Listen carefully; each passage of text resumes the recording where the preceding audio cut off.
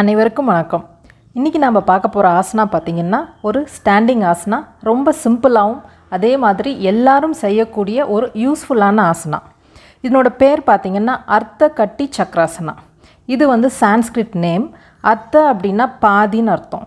கட்டினா நம்மளோட இடுப்பு அல்லது வெயிஸ்ட் ஏரியாவை குறிக்குது. சக்கராசனா அப்படிங்கிறது சக்கரம்னா வீல்.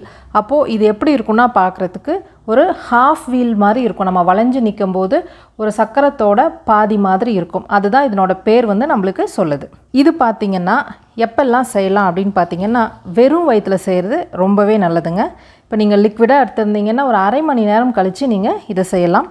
சாலிட் ஃபுட் எடுத்திருந்தோம்னா 2 to 3 hours கழித்து தான் இந்த ஆசனா நம்ம செய்யணும். இது ரெஸ்ட்ரிக்ஷன்ஸ் எதுவும் இல்லை. எல்லாருமே இந்த ஆசனாவை நம்ம ட்ரை பண்ணலாம். உங்களோட ரைட் ஹேண்டை மூச்சு இழுத்துட்டே மேலே 90 degrees கொண்டு போங்க. உள்ளங்கை மேலே திருப்பிக்கோங்க. அகெயின் மூச்சு இழுத்துட்டே காதை ஒட்டி கொண்டு போய் ஸ்ட்ரைட்டாக வைங்க. லைட்டாக ஸ்ட்ரெச் பண்ணிவிட்டு மூச்சை வெளியே விட்டுக்கிட்டே சைடில் பெண்ட் பண்ணுங்கள். உங்களால் எவ்வளோ முடியுதோ அவ்வளோ. இப்போ நார்மல் ப்ரீத்தில் இருக்கணும். சைடில் இருக்க கை ஃப்ரீயாக ஹேங் பண்ணணும்.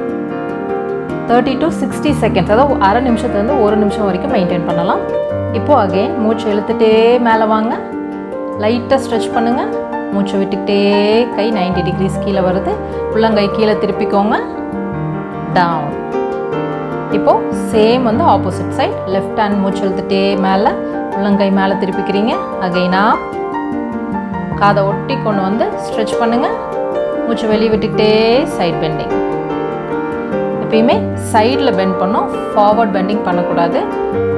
30 செகண்ட்லேருந்து 60 seconds வரைக்கும் மெயின்டைன் பண்ணலாம்.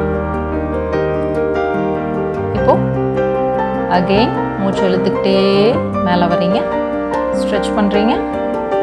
மூச்சு விட்டுக்கிட்டே கை கீழே 90 degrees கீழே திருப்பிட்டு அகெயின் டவுன்.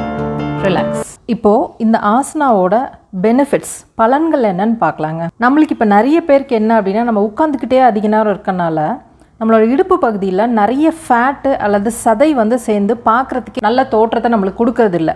இந்த ஆசனா நம்ம செய்யும்போது அந்த இடுப்பில் இருக்கிற எக்ஸ்ட்ரா ஃபேட் ஃபுல்லாக கரைஞ்சி ஒரு அழகான ஷேப் நம்ம ஹிப்புக்கு இந்த ஆசனா கொடுக்குது. இது நீங்கள் டெய்லியும் செஞ்சுட்டு வந்தீங்கன்னா ஹிப் ஜாயின்ஸ் எல்லாம் ரொம்ப ஃப்ளெக்சிபிளாக ஆகிட்டு இடுப்பலி வரதை உங்களுக்கு டோட்டலாக குறைக்குதுங்க. ஹிப் பெயினே வராது. அதுக்கப்புறம் பார்த்தீங்கன்னா நம்ம சைடில் ரொம்ப ஸ்ட்ரெச் பண்ணுறதுனால நம்ம லங்ஸோட கெப்பாசிட்டி கொள்ளளவு இன்க்ரீஸ் ஆகுது. ஸோ ஆஸ்துமா இருக்கவங்க, ஹை பிபி இருக்கவங்களுக்கு இது கண்ட்ரோல் பண்ணுறதுக்கு இந்த ஆசனா ரொம்பவே ஹெல்ப் பண்ணுதுங்க.